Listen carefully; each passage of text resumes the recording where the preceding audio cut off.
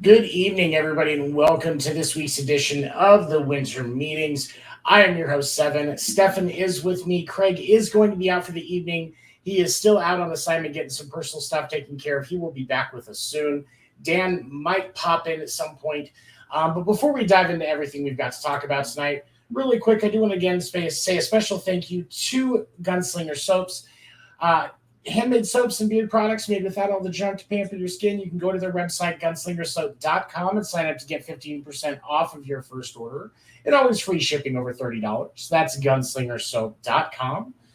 And let me bring in the fabulous, the former Yankees pitcher, the person who has a better pitching ERA than Albert Pujols, the fabulous Stefan Wever. How you doing tonight, buddy? Pretty good. How are you guys? Man, I'm doing great. I'm so glad that you're here tonight because you're with your experience. We won't say old age because that's not nice. With your experience, you'll probably know a little bit more about some of these other guys than I do. I use maturity. I say maturity. Maturity. There we go. That's a great word that does not describe you at all. But let's dive in here and talk about this. So the big news today. 7 individuals were inducted into the 2022 Baseball Hall of Fame, or inducted into the baseball. The 2022's Hall of Fame class included David Ortiz was the one that gone through on the Baseball Writers Association ballot. He was a first ballot selection. David Ortiz, DH for the Boston Red Sox. The Golden Days and Early Committee inductees were Tony Oliva and Jim Cott, and then the posthumous inductions also of Bud Fowler, Gail Hodges, Minnie Mignoso, and Buck O'Neill. So, of course, because we're Red Sox fans, and it's the big baseball writers election, if you will, the big boy way to get in. We'll start with David Ortiz. Obviously, we're both Red Sox fans, so I'll preface it with this. There's probably some bias here. So for you, did you expect him to be first ballot? I don't know, because there was so much controversy about DHs going in back when they were thinking about Edgar Martinez. Right. No, I really didn't. I mean, I knew he'd get in, but I was very surprised he went in first ballot. I was too, and that was the thing. Is like for me, I don't think it's a bad thing to have a DH in the Hall of Fame. I honestly don't, because it's a position. He played the position that he was asked to quite well. He shouldn't miss recognition simply because there are some individuals that struggle to see the value of the DH position, especially since it was instituted in the mid '60s. Like, get over it. It's not going anywhere. And obviously now, with the fact that the DH is on both sides, we're going to start to see individuals that are inducted into the Baseball Hall of Fame for the first time as a National League DH. So it'll be interesting to see who ends up getting that award. But you see, for me, the one thing that I struggled with was I feel like if you're not going to let, like, the one that bugged me on the baseball writers ballot most of all was that didn't get in. Barry Bonds and Roger Clemens. And I understand the purists, if you will, that are going to decry their admission because of steroid usage. But it has been proven that between 95 and the end of the steroid era, which I think was 2004, 2005, in that 10-year span, we'll call it, over half of the players in the league use steroids. And you also look at players like Barry Bonds and Roger Clemens that before they started juicing, they arguably had Hall of Fame caliber careers. Barry Bonds signed, in 1992, Barry Bonds signed the largest single-season contract in MLB history. He hadn't started using steroids yet. Where's the consideration of that in his career? So, and I'm not saying either one of them should have been first ballot because I understand that PED usage does change the conversation. but they should have at least gotten in through the standard ballot. What do you think? Well, I have mixed feelings. I mean, I'm somewhat of a purist. I mean, I know from experience that every clubhouse you walk into, minor league or major league, has a huge poster on the wall that says, absolutely no gambling by players. You will be prosecuted to the fullest extent of the law. So, Right. I'm sorry. I was thinking about Pete Rose. We'll talk about that one in a minute. The Pete Rose thing is interesting. But Clemens and Bonds do deserve recognition for their accomplishments because Clemens had a Hall of Fame career without the steroids. And it was just amplifying everything that was already there because they were. Like, I get that 2 wrongs don't make a right, but they tried to level the playing field to get to his level, and he went, I'm just going to go one higher. So I get that. Like I said, I get not being first ballot for both of them, despite how great they were in the numbers that they put up because of the PED discussion. However, you cannot tell the story of 80s and 90s baseball and early 2000s baseball with that period. You can't talk about that period baseball without talking about Clemens and Bonds. You just can't. That's true. And that to me is an important piece. If you want to put the asterisk with both of them, okay, yes, they were accused of PEDs. So what do you do with Sosa or Palmeiro? I'm going to support Palmeiro getting in just because I have a jersey card of his that I think would be worth some money if he actually got in. No. Honestly, I would say both of those qualify.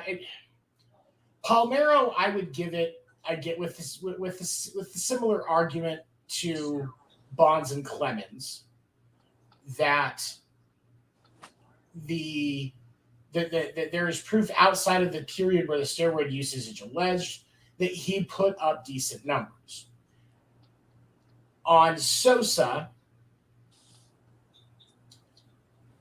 well, it's hard to determine that. He may have been one of those ones that actually legitimately got a huge kick in his career because of his PED usage.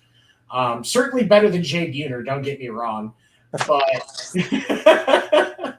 I with Sosa, I feel like the one reason why I would give it to him is because the steroid era saved baseball. Plus, Sosa had a great personality. I mean, a great smile. He People did. love him at home. He's from the DR, right? Yeah. Yeah, they love him back there. But you know what kind of hurt him a lot was the balls popping out of a bat in that All-Star game. Yeah. That was bad. Yeah, there's and that's the thing but you also have to look at, like, if you look at Sosa's numbers, his career numbers, he had more seasons that he hit 40 or more home runs during his prime than he didn't. There was 3 seasons right in a row where he had he was right at or about just above 60. Like, he was consistently performing. And yes, PEDs can help you with some things, but there is not a steroid on the market that's going to help you see the ball like that. You and I both know that if you can know what pitch is coming and still strike out 9 out of 10 times. But what it will do, it'll allow you to wait a second longer, which is huge, to recognize the pitch. Right, and that's the thing is there are going to be some advantages, but Sosa, you could see enough raw talent that, again, I will argue, especially because of the fact that his battle with Mark McGwire, that home run battle that year, I think is one of the things that helped baseball recover after the huge losses that they experienced following the strike in '95. I've been adamantly against putting them in, but I'm a little more leaning towards your point of view. You've kind of turned me a little. And for me, it's simply just because the Hall of Fame, I look at it like this, and my buddy Dan, who I'm hoping he's going to pop in at some point, he was kind of the one that started my mindset on this, and it was very simple. With the Hall of Fame, it's supposed to tell the story of baseball, and I think that we can all agree with that. It should. The most important pieces in the actual history of baseball. You can't again that home run battle between McGuire and Sosa. Epic.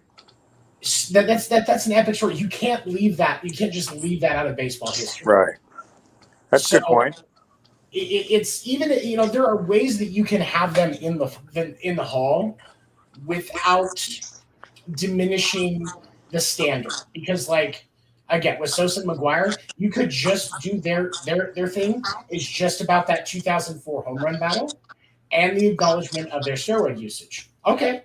Or maybe just put them in a corner of the Hall of Fame. Put him in the corner. Shoeless Joe, another one that should definitely be put in the Hall of Fame. I agree. And again, you can have it as more about the story that surrounds the player for Shoeless Joe, the Curse of the Black Sox. But you can still honor what he did while recognizing the problems that were in the situation that was around him. Pete Rose, you can recognize him as a hitter and also call out what happened as a coach, because his gambling situation is the poster child of why professional athletic sports and their governing bodies have to be so serious on gambling. Which is why that whole DraftKings thing just mind boggles me. Mm-hmm. I mean, they have DraftKings written on the field at some mounds. Yeah, and I think ESPN has a special show now giving odds, over and unders and stuff like that. They've been doing that for a while. Because the Caesars odds on baseball games have been on ESPN's website for years. Wow. Yeah, and Fox has been ramping up their stuff on sports betting as well and talking odds. Like Colin Cowherd on his morning show, he's always talked about big bets, especially during football season. On Friday, he'll go into some. He talks some baseball big bets as well. It's been building for a while, but you also have situations like Calvin Ridley with the Atlanta Falcons was on a leave of absence from the team, not playing, not on the roster, not able to perform or be on the roster because he was on leave for his mental health. He made a legal sports bet in Florida, did not bet against his team, did not bet with any information because he wasn't talking to anybody with his team. He was taking care of his mental health. 3 bets totaling $1,500, and the NFL suspended him for an entire year. Wow. Yeah, that's not equitable. It's not, because I could see if it's somebody that's on the active roster or working directly with the players, those that are there day to day. Somebody that's completely away from the team like that, not talking about anything like that. He didn't try to hide it. The bet was in his name. He even placed money on his team and lost. Really? I'm not worried about that. What Pete Rose did, changing jerseys in the games we could sell them to make more money. Plus, I mean, people say he didn't bet on his own team, which, first of all, I disagree with. But I'm not a gambler. But as a gambler, the fact that he doesn't bet on his team that night tells me something. What does he know about the starting pitcher that he's not betting on him? Is he hungover? Did he have a fight with his wife? Did he have a small car accident? I mean, not betting on your team is the same as betting on your team to bettors. It is almost a tell in and of a sense, because if I think I have the pieces to be able to fix this and I'm going to get away with it, why wouldn't I? Right. But that's the thing is you can't, because that's bad and you're going to get caught, especially because gambling wins are reported through state jurisdictions and stuff like that. It's going to get found out. And so you've got to do what you're supposed to do. And Calvin Ridley, I don't believe the punishment fits the crime, But in the same regard, I also understand why the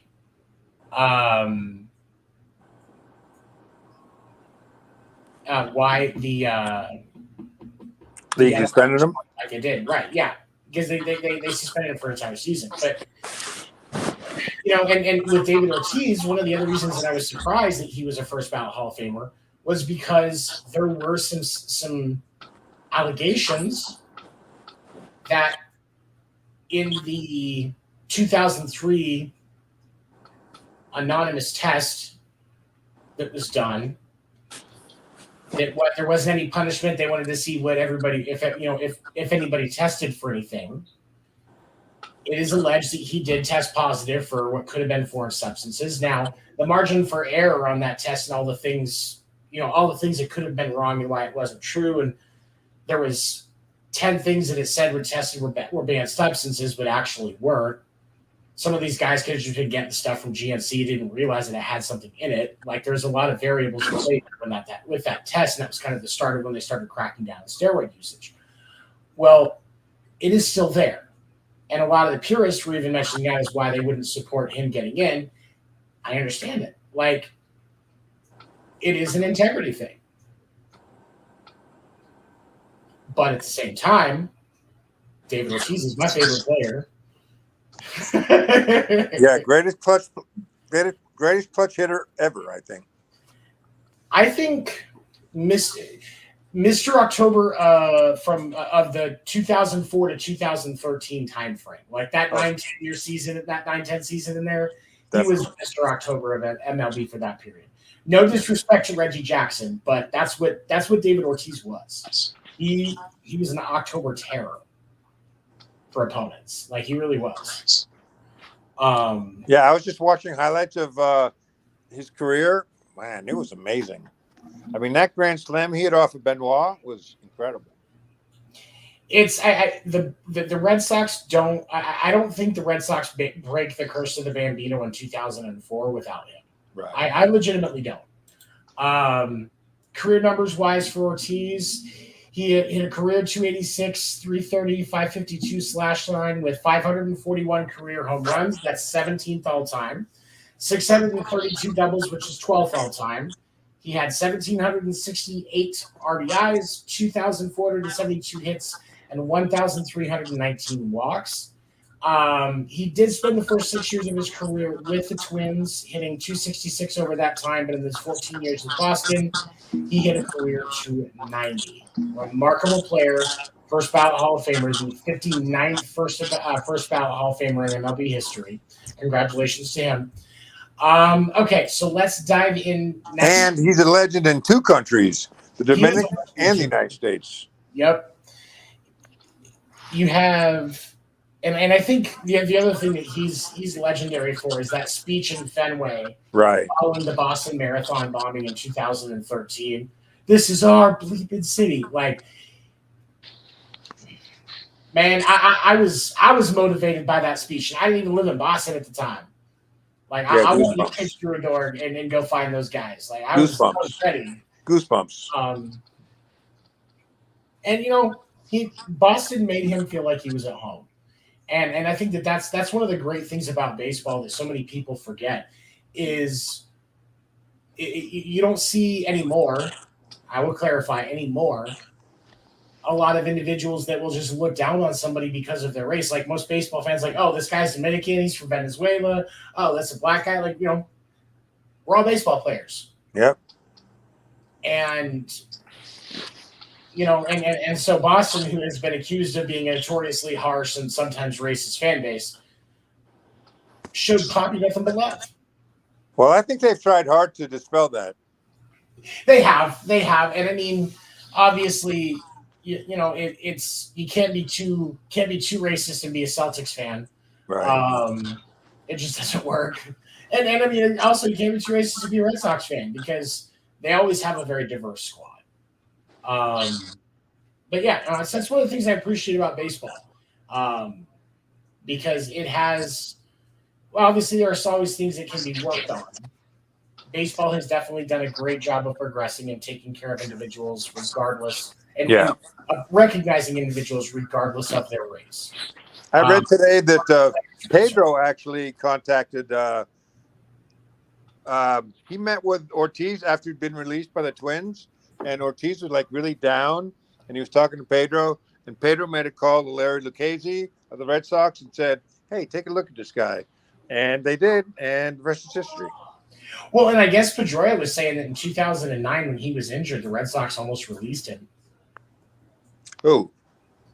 But Pedroia said he was talking on a Boston radio show either Friday or yesterday, and he said that when Big Papi was down in 2009 because of his injury, he said that Boston was considering releasing him at that point. Wow. And obviously they never acted on it, and he ended up hitting 28 home runs, I think, that season. And then, obviously, amazing career every year. But yeah, I thought that was really interesting. I was like, man, why would you want to release Big Papi? And Pedroia told him, when he was talking about it on the radio show, he said that when Papi told him about it, he goes, "Don't worry about it. There's no way they'd really want to go through with that. They're just trying to motivate you. Get your swing back and you'll be fine. Because they don't want you going over they don't want you signing with New York and hitting 60 home runs a year against us." Like, right. Yeah, that's true. He probably would hit 16 Yankee Stadium. He would. Yeah, so I thought that was interesting. Okay. Moving on next for the start of the Golden Era ballot. We had, where did my list go? Hold on. Tony Oliva and Jim Cott, both made famous by their time with the Twins. I know Tony Oliva was an outfielder. Cott was a pitcher. Cott also got into broadcasting afterward, both with the Twins. And I think he broadcasted some with the Yankees too, didn't he? Plus, he was the best defensive pitcher ever. He had some remarkable numbers. He had like 12 Golden Gloves or something. Yeah, he has 16. Wow, that's crazy. And yeah, 16, and that's it. When I saw this stat, I was shocked that it has taken him this long to get in the Hall of Fame. He and one other person are the only individuals to go 16 consecutive years as a Gold Glove pitcher. The only person who has them beat with Gold Gloves is Clemens, who got 17. He did it 16 consecutive Golden Gloves for Jim Cott. Plus, Cott, when he first came up, he threw overnight. He was a flamethrower. And because he was actually another interesting stat about Cott, he was the last player to retire. He was the last one to retire as an active player that had played for the Washington Senators. Because the Senators moved to Minnesota and became the Twins. Like 2 years after he made it to the big leagues. Yeah, because he got called up in 59, and then in 61 they were in Minnesota. And I thought that was really interesting. And Tony Oliva, outfielder, spent all his because Jim Cott had a 25-year career, but 15 years of it was with Minnesota Senators, that organization. Oliva only played 14 years, but all 14 were with Minnesota. Well, you know what I say, having pitched for 2 1/3 innings, two-thirds, it's harder to stay in the big leagues than to get in the big leagues. So anyone that plays for 15 or 20 years, my hat's off to them.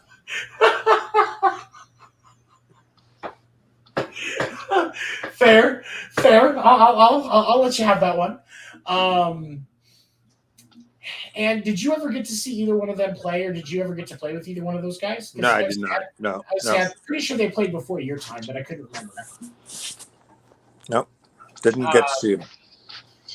And then for the ones that were on the early baseball era, Bud Fowler, Gail Hodges, Minnie Mignoso, and Buck O'Neill. I'll say really quick about Buck O'Neill. Like, his work, both with the Kansas City Monarchs and with the Kansas City Royals organization, what he did in the community in Kansas City after all of the charity and stuff that he did. I'm really disappointed that it took this long for Buck to get into the Hall of Fame. He should have been in before he died. Yep. And he was a remarkable athlete, remarkable person. He was great for the games, and it was more his Negro League. And a lot of more of what Buckwheat was known for is more what he did in the Negro League with the Monarchs instead of more with the Royals, but also his speech at the Negro when the and in 2006 when the Negro Leagues were first honored in the Hall of Fame, his speech was legendary. And then Bud Fowler. Was it as legendary as Ricky Henderson's speech? Okay, Ricky Henderson wins, but that's a really high bar to set, man. Yeah. That's a really high bar to set. Bud Fowler, legal name John W. Jackson, came to be known as Bud Fowler. Another member of the Negro Leagues being recognized. He was often acknowledged as the first Black professional baseball player, having played alongside white minor league players or white players in the minor leagues as early as 1878. And, the minor leagues is still pro. You're just not like, pro. Right. Majors. And so that's why he is recognized. This was like, Bud's history in baseball is like right after the Civil War. Like he probably fought in the Civil War and then became a baseball player. Because like I said, it was 1878. So it's amazing how many people don't realize that minor league baseball is pro baseball. I mean, I had so many people say, "Are you going to go pro?" And I'm already in the minor leagues. Yeah, that's pro. They don't get it. That is if that thing is what pays your bills. Yep. Then you are a pro. Yeah. I mean, if you play the piano and get paid, you're a professional piano player. Exactly. If you tune a piano and you get paid, you're a professional piano tuner. I worked in the music industry for 5 years as a stagehand, touring crew, stuff like that. And I will be the first to admit that I was so critical of myself because I didn't get to do all of the touring and stuff that I really wanted to do. I didn't feel like a roadie, as some people might call it. I didn't really feel like it because I did a lot of local work. I would get to go out and do stuff every once in a while, but I hadn't really cut my teeth to this extent where I had continuous on the road work. And then I became a dad, and I was like, well, I can't do that now. So I had to pull it back. And I always felt like, I never got to, do what I really wanted to and work in the music industry. I worked in the music industry for 5 fucking years. This is what paid my bills. Right. And that was actually a very helpful thing for me to learn because it actually helped me make peace with the fact that I didn't get to do that as much as I wanted to. But yes, what you did, that's pro baseball. You did baseball, paid your bills. I mean, because what a lot of people don't realize is even let's say you're in AAA and you're just on the 40 man, that's definitely a pro player. You could be on the field at any day. That's like if you're on the 40 man, that's like, hey, we could call you at any time and say, all right, you're coming to this city, let's go. Yeah, a lot of guys on the 40 man have something called a split contract, where you get a certain amount of money for the time you spend in the big leagues, and then back in AAA you get a less amount of money. Right. It's called a split contract. Very common for guys that are on that 40 man. I've seen stuff on that before. If you ever get the chance to sit down and play some video games, the baseball game it's on Xbox and PlayStation, and it's called The Show. And if you do the story mode in that game, you actually come through, like you start as a 2A player in the minors, and you can go into any team's minor league system that you want. And then they have you can work up as a 2A player. You can pick just a fielder, just a pitcher, whatever you want to do.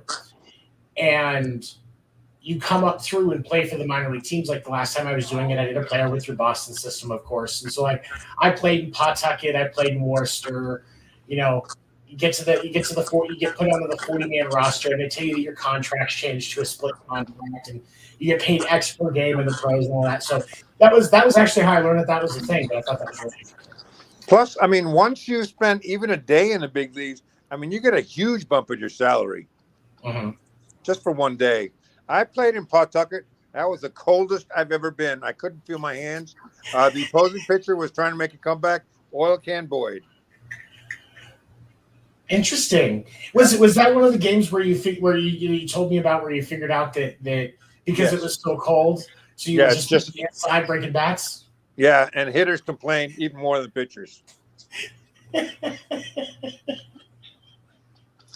So once I knew that, I just threw it in their hands all the time and watched them grimace in pain as they limped down to first. Oh, that's horrible. Okay. Gail Hodges. He was a player and a manager. 18-year playing career as a first baseman for the Dodgers and the Mets, winning 3 Gold Gloves and leading the Dodgers to 7 and National League pennants, 2 World Series titles. At the time of his retirement in '63, his 370 career homers were third most ever for a right-handed hitter. Hodges turned his side to managing at that point. After 5 years with the Senators, he took over a Mets team that had never won more than 66 games and turned it into a World Series champion during the miracle Mets season of '69. He passed in '72 of a heart attack, which is he was only 47 when that happened, so that's probably why he's still not with us today. But the miracle Mets of '69, if you get a chance to look that story up, for those of you that are listening and watching, very interesting story, great story to learn about. Oh yeah, just going over the names bring back memories to me. Tommy Agee, Cleon Jones. Oh, yeah. I remember Tommy Agee made the greatest catch in right field I've ever seen at the time. It's a lot of history that's being recognized with some of these names, and I thought it was great. Minnie Mignoso, he was a 13-time All-Star member and member of the Go-Go White Sox in the 50s and 60s. Mignoso had a career that touched 5 different decades, from his 1947 debut in the Negro Leagues to his 1949 debut in the American League to 1980 activation. At age 54 as a pinch hitter for 2 games. Most importantly, he is remembered as the Latino answer to Jackie Robinson, a player whose performance obviously helped blaze a trail for many dark players who now make up such an important percentage of the big league populace. I remember, so many played in the White Sox in the '60s. So Cam Caroni, I interviewed his son a few weeks ago. His dad played with Minnie. Was he on the team where Bill Veeck made them wear shorts? Remember that? I do remember that. That was crazy. I remember reading about that. I honestly can't remember what year that was. Hold on. What year was that? White Sox.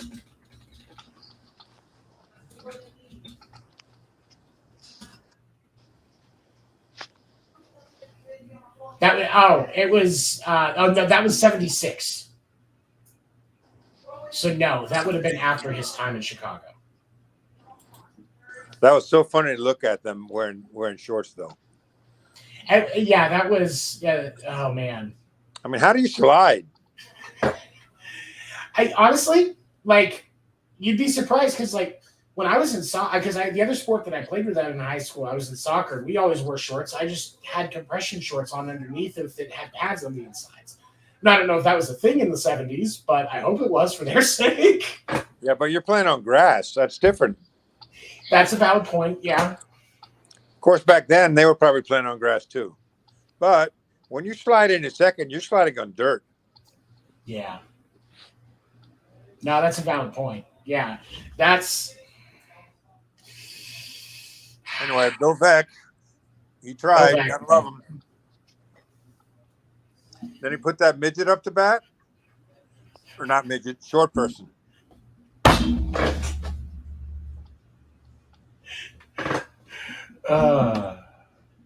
Let's see. Yes, Bill Veeck was one of a kind. Very colorful. Him and Charlie Finley.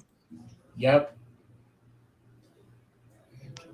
Yeah. I don't know if I mentioned this, but I know I mentioned it to you privately, but Charles Finley had an idea when this whole free agent thing started. He said, Yeah. just make every player a free agent every year, and you'll never have long-term contracts. Players have to earn their money. If you don't play well, you're not going to get a contract at the end of the year, and you just go from team to team. Marvin Miller, who was the union rep at the time, said, "Oh, that would have destroyed the union. There would have been no free agency, no long-term contracts." Yeah, that would. I can see why that would have an impact on a negative impact on the union. Because typically, like, your union rep on your team is the player that's been with that team, with your team, the longest, isn't it? I don't really know. I'm not sure if they vote on it. Yeah, I mean, that makes sense that it's the longest, but I don't know. Some guys just like doing it. I think they vote on it. I just. Okay. So the next thing that I wanted to talk about here is there have been some rumblings that the 2.0 Babe Ruth himself, Shohei Ohtani, may be on the trade market. He has 1 year left on his contract. Obviously, the Angels are not in a position to be a contender. And there is some speculation that Shohei Ohtani will be moved either by the deadline or in the offseason before next year so that they don't risk losing him if they can't sign him. So they don't risk losing him for nothing if they can't sign him to But he does so much for the entire community and the entire team. Yeah. I mean, his whole country is watching him there.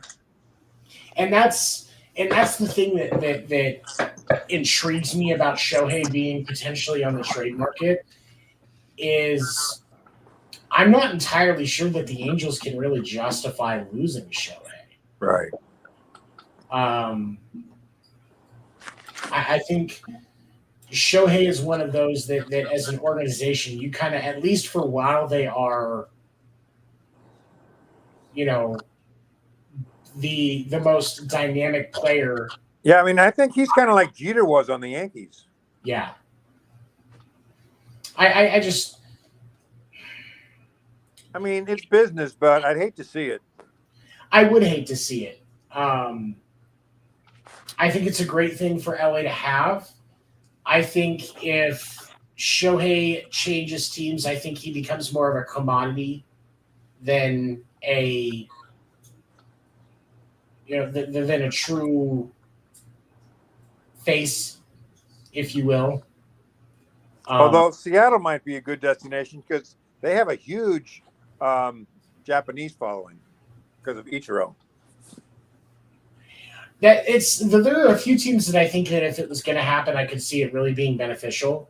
Like, honestly, I could see Boston trading for him. With the pitching struggles that Boston has had, he's a very consistent player. And then you also add in that the other days he's not pitching, you still have his bat.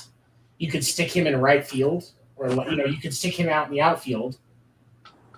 And Boston, with the struggles that Boston's had, which is going to be our next thing that we talk about, Boston could definitely be a good fit. Also, St. Louis. I know St. Louis is floated as being a rumored spot where Soto could land. We'll talk about that a little bit here in a second.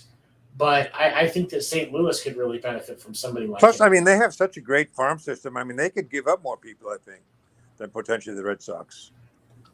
Because from what I'm understanding, that what I'm seeing, everything I've seen like through Twitter and through different sources, is that the price that LA is going to want to trade is going, to take Shohei in a trade, or to get rid of Shohei in a trade. They would want MLB ready players, and so you're looking at an MLB at least middle of the pack caliber fielder and pitcher because of the fact that Shohei does both.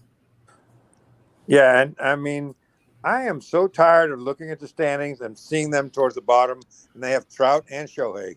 I just don't get it. I don't either. I mean, and that's the thing is Trout and Shohei specifically, Like Trout has rebounded. He's back to hitting in a decent form. And Shohei is Shohei. I mean, we'll see Shohei hit 3 for 5. Mike Trout hits 2 for 5, a home run and a double, and the Angels still lose. And a great diving catch. 3. And a great diving catch. You can't win a bunch of games with just 2 players on a baseball team. Obviously, apparently, that's apparent. Doing anything. Well, Joe Madden found that out. Joe Madden found that out the hard way. I feel like they should have been more aggressive in the offseason. Oh, yeah. And I know that there was some difficulties with that because of the lockout, but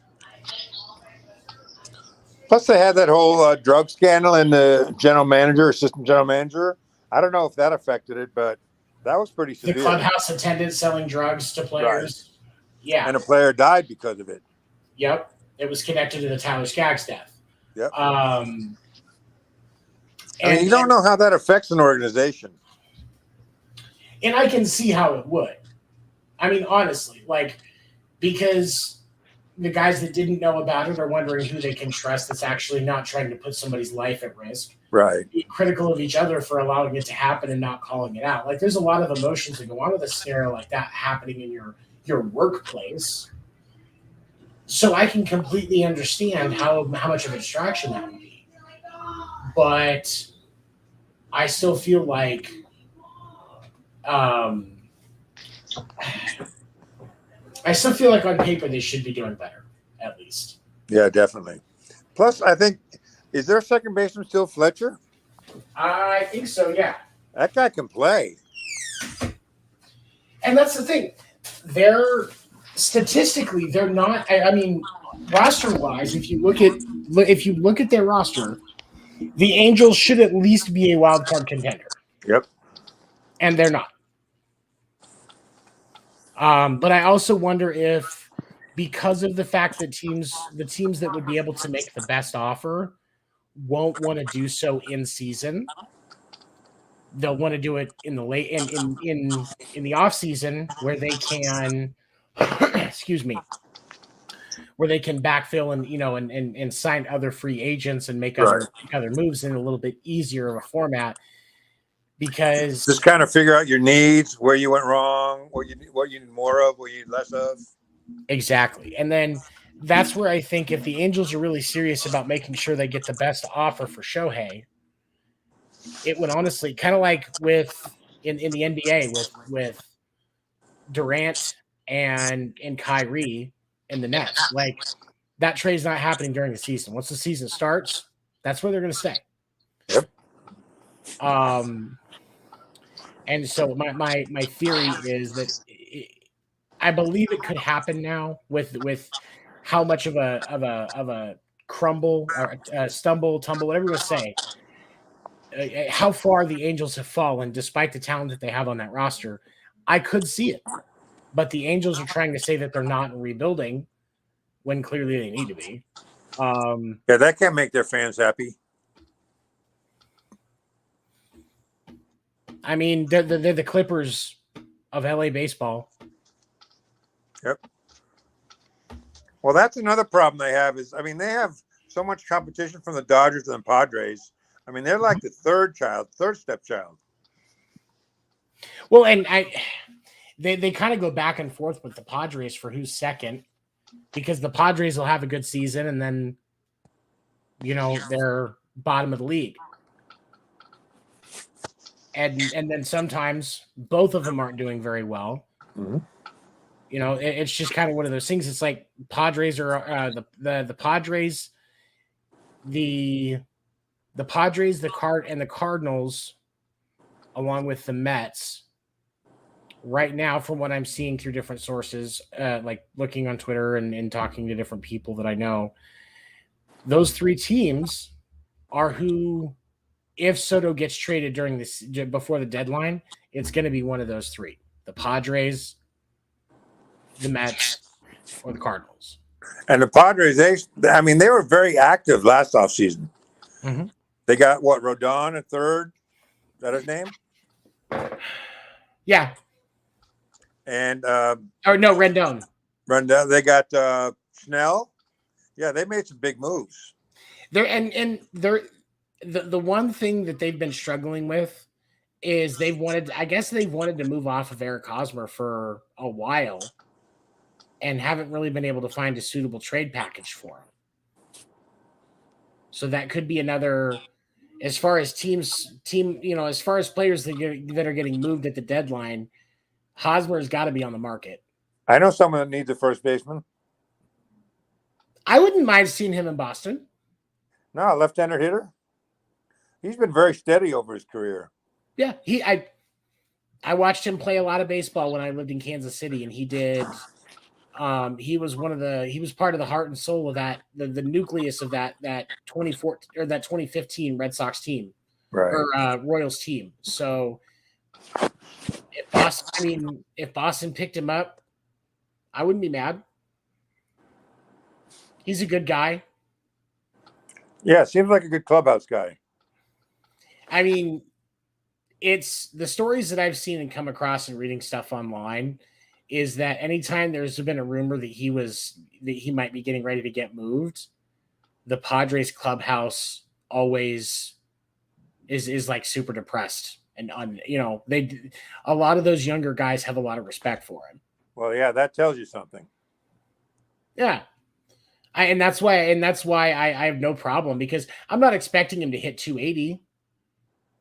But if you can give me somewhat better fielding than what we've seen out of Bobby Dahlbeck and give me a hit 260, right. 250, 260. Like that's going to be better than what we're getting now even. So why not? I mean, I think Dahlbeck is definitely a future guy. I mean, yeah. I wouldn't get rid of him, but yeah, maybe just send him down for some more seasoning. I mean, he's definitely not seeing the ball well. And that's the thing is I think if you give him a break because he's young, give him a break, maybe send him back down to AAA until September. Give him 150 at bats in Worcester. Yeah. Yep. He'll get his vision back because he was called up because of how well he was doing in Worcester. Right. So he'll get it back. I have when he was called up last year, he was called because of that. He'll get it back, and you utilize Hosmer, and then once you call him back up in September or October, so that he's there for the World Series run, you've got him learning from Hosmer. Right. And that's a great first baseman to learn from. Plus, Dahlbeck has incredible power. Yeah. And that's something you don't teach. That's something you have or you don't have. That's not something you can teach. He just needs to be able to see the ball better, which I think he will. Well, Devers learned the strike zone better. I think Dahlbeck can too. Mm-hmm. It just is one of those things, like you said, give him 150 at bats down in Worcester, get his vision back, get his confidence back, get his feet back out under him and all of that. Mm-hmm. And then you bring him back up in time for the postseason before, when you can put him as your because it's easy to justify him on the roster because and let Hosmer work with him. Yeah, but you can use Dahlbeck in so many different positions in the infield, and you can still use him in the outfield because he'll play outfield if you need him to. Definitely. He's done it a couple of times for Boston, so he just needs seasoning. Work. Yeah, he just needs some seasoning. There are a lot of people that are calling for him to get released or calling for him to get traded, calling for Core to get fired. No, and we can kind of work into the struggles that the Red Sox are having right now because they set the worst record for a 3-game run differential given up any team since the 1900. Since 1900. I think the last time the record was set before that Boston beat was I think I saw one article that said 1884. Mm-hmm. But minus 47 run differential over 3 games. And that doesn't even include the 2 games against the Yankees even before that. No, that was the last Yankees game and the first 2. Oh. Gotcha. Yeah, it was the last Yankees game before the break and then the first the first Blue Jays game. Got it. The first 2. First 2, right. because they lost today, but they lost pretty spectacularly yesterday too. Well, Bello, did you watch the game today?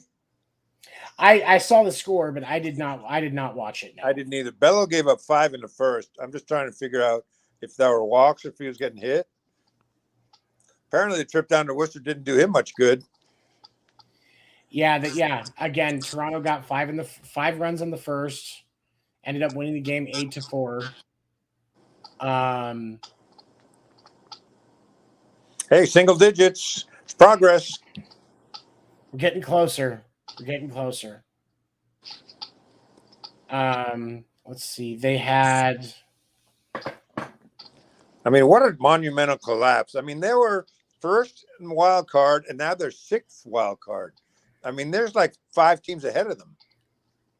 Yeah, if the playoffs, if the season ended today, they would not. The Red Sox would not be in the postseason. And they're only half a game ahead of Baltimore. Yep.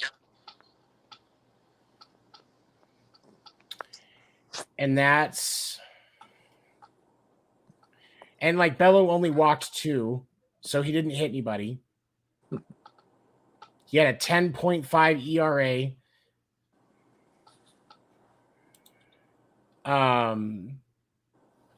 Yeah, there was only, and that's the thing is there was only 7 strikeouts, only 4 walks by Red Sox pitching. Still too many. Yeah.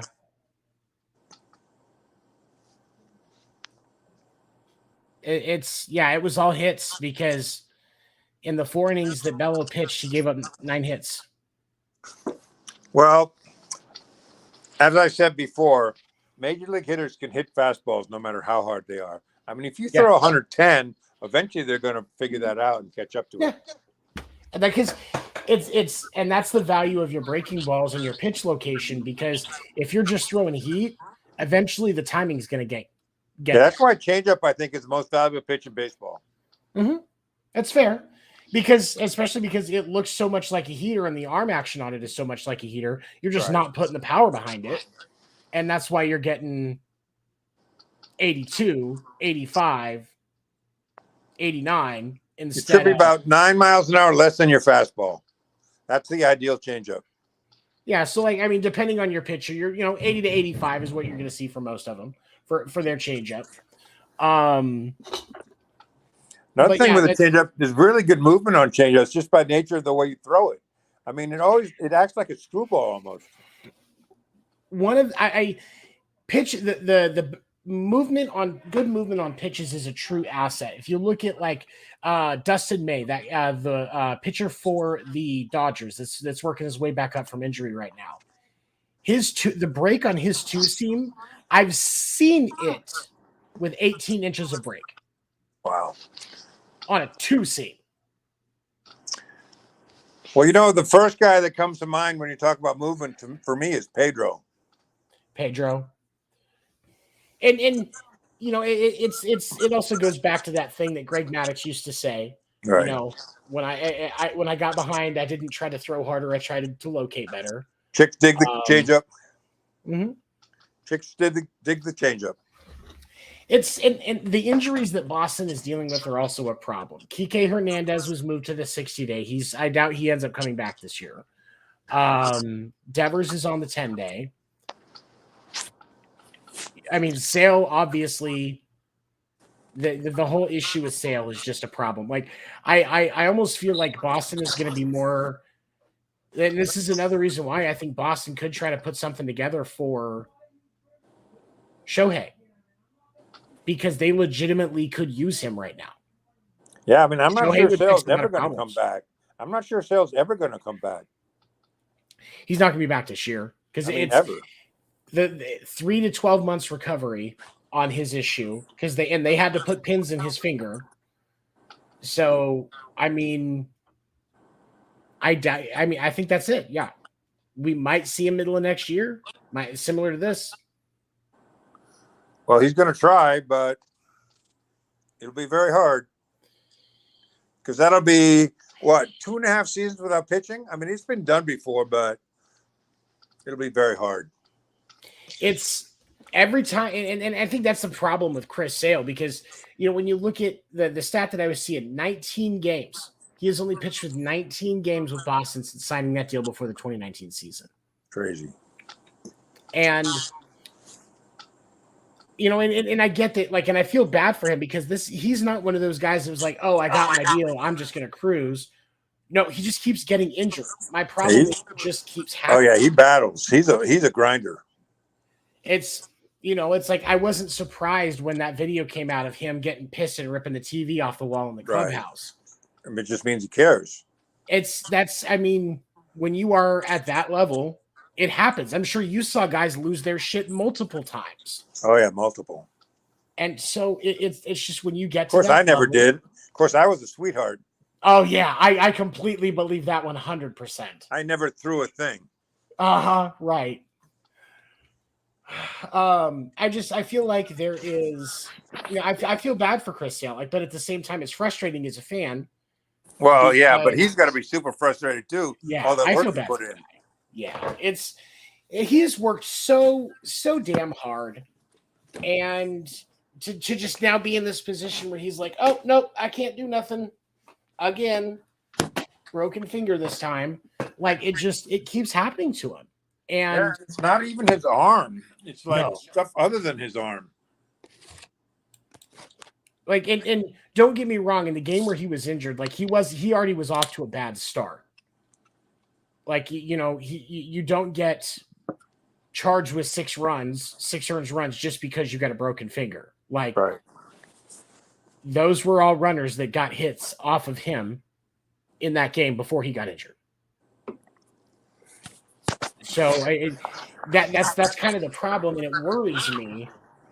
How much do we keep investing in Sale, or do we try to really be more aggressive about acquiring pitchers? I mean, it's tough to label someone injury prone when there's so many freak accidents. Exactly, and that's why I feel bad for him, because I understand a lot of this is just accidents. Yeah. For Sale, but at the same time, the standard in Boston, just like in New York, just like with the Dodgers. Well, they're going to say he's injury prone, but he's not. I mean, he's injury prone, but he is, but he isn't. It's just it's not a. I think if you're injury prone, that means you have shoulder problems for a period of time, then you have elbow problems, then you have more shoulder problems. Not keep tearing your ACL, sort of thing. That's the thing. It's with Sale, it's never really been a one thing that's been his problem. It's just different things popping up. He had Tommy John's, and then it was his rib. Now it's his finger. The rib was a freak thing. The finger was a freak thing. He just got hit by a comebacker with 105.7 mile per hour exit velo off of the bat into his hand. Of course, he broke his pinky. And it was on his pitching hand. They had to put pins in. There's so much that's going to be recovery about that. He's going to have to learn how to grip the ball again. Oh yeah, there's so many bones in your hands. It's crazy. Mm-hmm. And that's why I worry that we won't see Chris Sale back. But I think that even if everything is so far as optimistic from the hand surgeon on Chris Sale, and it looks like he's going to make a comeback next season. Oh, he's going to be ready for next season. Great. We still need more pitchers. Because if we had a better pitching staff, we would at least still be a wild card contender. Right. I mean, one guy I've never been able to figure out is Eovaldi. The guy throws so hard, and he throws some great games. And the next game, he just totally collapses. Eovaldi and Pivetta both, I love them when they're on, but there's consistency issues. And it's what makes it even more difficult for me, because and especially with Eovaldi, Pivetta, if I remember correctly, Pivetta's younger than Eovaldi. Pivetta's only been in the league 5-6 years. Right. Eovaldi's been a decade, I think. But Eovaldi has never given up a lot of home runs, and he's giving them up left and right now. It's, you have to wonder, is it age? Is it, an issue with the pitching coach that Boston has right now? Tipping his pitches, you just don't know. Yeah. I would be interested to get the perspective of a player that's faced him frequently, like See what the book Aaron is on him. Judge. Yeah, Right. Aaron Judge. Like we should you should use your Yankees contacts. See if we can get Aaron Judge on here for an interview. See if we can get that. Yeah, I'll get right on that. I would legit be interested because there are so many things about like Eovaldi especially, like he's got a lot of heat. Oh, yeah. And when he's on, like he's great at locating. But what has happened? I don't know. They've got to figure out, got to get Bobby Dahlbeck to get a swing back if he's going to be useful. JBJ,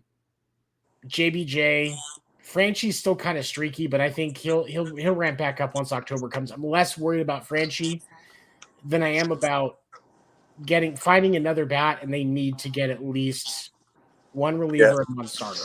I think Duran is going to be all right. Yeah. He'll be all right. And I think it's the one thing I worry about with Duran is him getting the yips because the inside the park grand slam ball was hit over him. Right. He was the one that couldn't see it, couldn't find it. And then he made it worse by not going after the ball. Because he didn't see it actually come down. Oh. Because like if you watch, like you can tell like he just doesn't see it. But I also think part of that is just he was so honed in on where he thought it was going to go. Because like if you watch the video where it shows him, like he kind of turns around and sees it, and he's looking this way, and it comes down like over here. So like he legitimately lost track of the ball. But luckily, a Doogie or whoever it was that came up behind him and backed him up and tried to get it back in to at least try and save the home, the inside the park grand slam. Like Duran's young, like that's gonna happen with a young player at least once. You hope you hope it's not on a grand slam inside the park grand slam, but young players are gonna make mistakes. It happens. I just hope this doesn't. I just hope that this doesn't end up getting into his head too much that it takes, or affect his confidence. Absolutely. Right. That's my biggest concern with him, because if it doesn't, he'll be fine. I legitimately have more belief in him and in Jeter Downs in their ability to be productive, right, if we can make it into October, than I do Bobby Dahlbeck right now. And that's why I agree with you. He should be sent back down to Worcester for a little while. Jeter Downs and Jaron Duran, I'm fine with them staying up, but we still need to grab. Yeah, Downs has shown that he can play up there. But yeah, you're right. We need another bat. We need a first baseman. We need pitching. Starting and relieving. Because if you can get a decent reliever and a decent starter, you can still use Garrett Whitlock, whether it's in that middle reliever role or maybe your bullpen day guy that takes all the weight, and then occasionally as a closer. Yeah, I think they have to make a decision about Whitlock, starter or reliever. Don't go back and forth. Honestly, I think you're going to get more out of his career if you have him as a reliever. Yeah, I think so too. At least from a personal perspective, I like him. I genuinely like Garrett Whitlock. But at the same time, I feel like he is better suited to spend more time as a reliever. Use him as your bullpen day starter once in a while. That's fine. Or, when your starter has a bad outing, he's available. Hey, I need 4 innings out of you. Go get him. Kind of like what they've done with Tanner Houck. Right. Because Houck can be a starter. But, I mean, if you have both Whitlock and Houck, you have 2 pretty good pitchers. Yeah. I mean, and Whitlock. The problem is getting a starter to go more than 6. The problem is getting a starter not to give up 6 in the first. Right. Like, if they can just get there, we can work the rest of it out.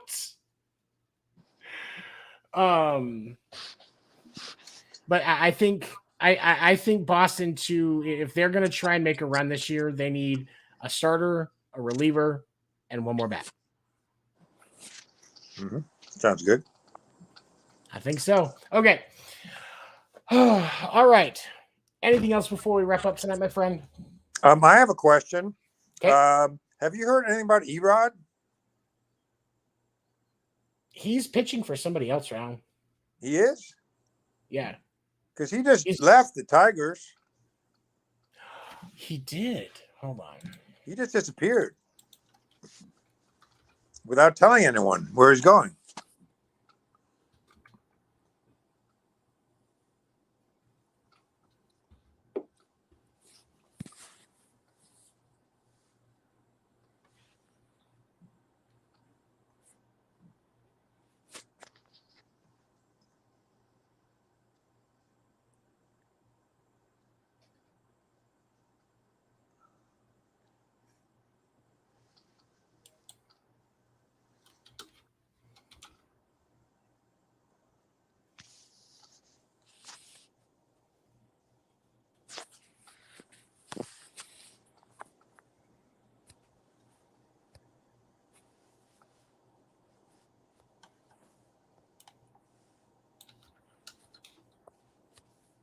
Eduardo Rodriguez. I thought for some reason I thought his he's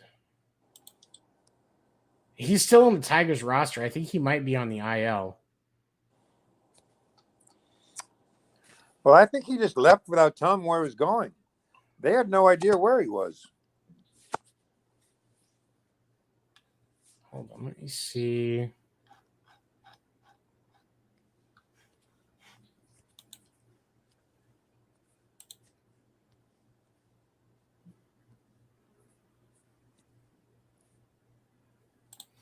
Oh, here's the Athletic article.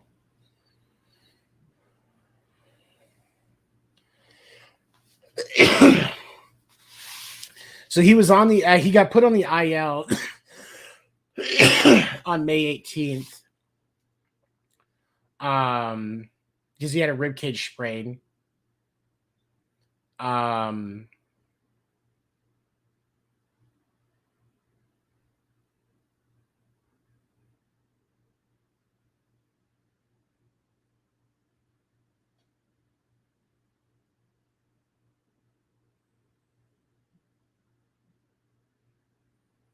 Yeah, he's just not with the team right now. Maybe he's another one that's taking a mental health break. And it does look like we lost Stefan, but that's okay. We're wrapping up. Thank you for those of you that are joining us and watching live. For those of you that are watching after on Spotify, iHeartRadio, Amazon Music, Audible, Google Podcasts, and Apple Podcasts, thank you for checking us out. Please make sure that you share this and tell your friends about it, because it definitely helps us. Definitely helps us expand our audience. We'd love more people to talk to and tell us all the stuff that we're wrong about. Oh, and Stefan is back. Okay. All right. So anyway, to answer your question before we wrap up, he's on the restricted list. He's not with the team right now. I'm assuming mental health break. It says, yeah, restricted because of personal matters. Yeah. So that's what I'm expecting. But any other final thoughts tonight, buddy? I think that was it. All right, man. It was a pleasure. Craig, we'll see you soon. Hope to see him soon. He's just getting some stuff taken care of, personal matters, and he'll be back. Thank you for joining us live and after the fact. Y'all have a great night. Thank you. See you, Tony. See you, buddy. Hey, I meant to ask you, how did you get the nickname 7? Was that your number?